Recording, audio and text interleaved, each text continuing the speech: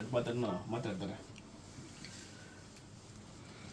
ಎಲ್ಲ ನಮ್ಮ ಇಲ್ಲಿ ಸೇರಿರ್ತಕ್ಕಂಥ ಎಲ್ಲ ನಮ್ಮ ದಲಿತ ಬಂಧುಗಳೇ, ಎಲ್ಲ ಜನಾಂಗದ ನಮ್ಮ ಗುರುಗಳು, ನಮ್ಮ ಸಂವಿಧಾನದ ಶಿಲ್ಪಿ ದೇವರು ಅಂತ ಹೇಳಬಾರ್ದು, ಸಂವಿಧಾನದ ಶಿಲ್ಪಿ ಅಲ್ಲ ದೇವರು ಅಂತ ಹೇಳ್ಬೋದು.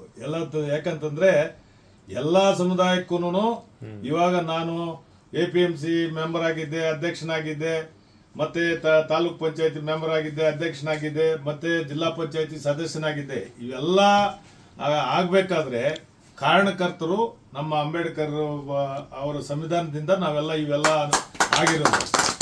ಒಬ್ಬರಿಗೆ ಒಂದು ಜಾತಿಗೆ ಒಂದು ಕುಲಕ್ಕೆ ಅವ್ರು ಸೀಮಿತ ಅಲ್ಲ, ಎಲ್ಲಾ ಜಾತಿಗೂ ಎಲ್ಲರಿಗೂ ದೇವರಿದ್ದಂಗೆ ಅಂಬೇಡ್ಕರ್ ಅವರು.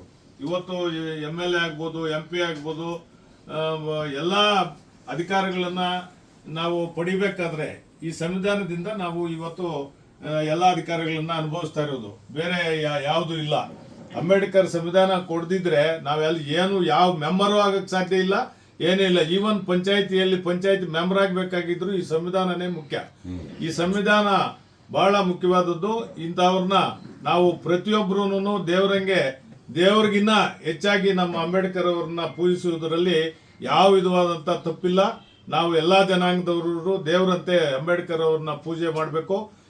ಇವತ್ತು ಅಂಬೇಡ್ಕರ್ ಅವರ 135ನೇ ಜನ್ಮದಿನದ ಅಂಗವಾಗಿ ನಾವೆಲ್ಲ ಸೇರಿ ಅಂಬೇಡ್ಕರ್ ಅವರಿಗೆ ಒಳ್ಳೆಯ ಪೂಜೆ ಮಾಡಿ ಇವತ್ತು ದೇವ್ರಿಗಿನ್ನ ಹೆಚ್ಚಾಗಿ ನಮ್ಮ ಊರುಗಳಲ್ಲಿ ನೋಡಬೇಕು. ಹಬ್ಬದ ವಾತಾವರಣ ಸೃಷ್ಟಿಯಾಗಿದೆ.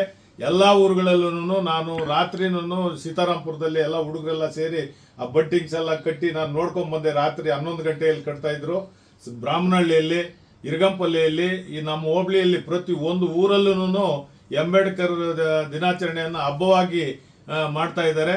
ಇದನ್ನ ನಾವೆಲ್ಲ ಜನಕ್ಕೂ ಸ್ವಲ್ಪ ಮನವರಿಕೆ ಮಾಡಿ ಇನ್ನೂ ಚೆನ್ನಾಗಿ ಈ ಅಂಬೇಡ್ಕರ್ ಅವ್ರನ್ನ ಪೂಜೆ ಮಾಡುವಂತ ಇದರಲ್ಲಿ ನಾವು ಒಳ್ಳೆಯ ಇದನ್ನ ಜನರಿಗೆ ತಿಳುವಳಿಕೆಯನ್ನ ಕೊಡಬೇಕು ಅಂತ ಈ ಸಂದರ್ಭದಲ್ಲಿ ಹೇಳ್ತಾ 4 ಮಾತಾಡಲು ಅವಕಾಶ ಕೊಟ್ಟಂತ ಎಲ್ಲರಿಗೂ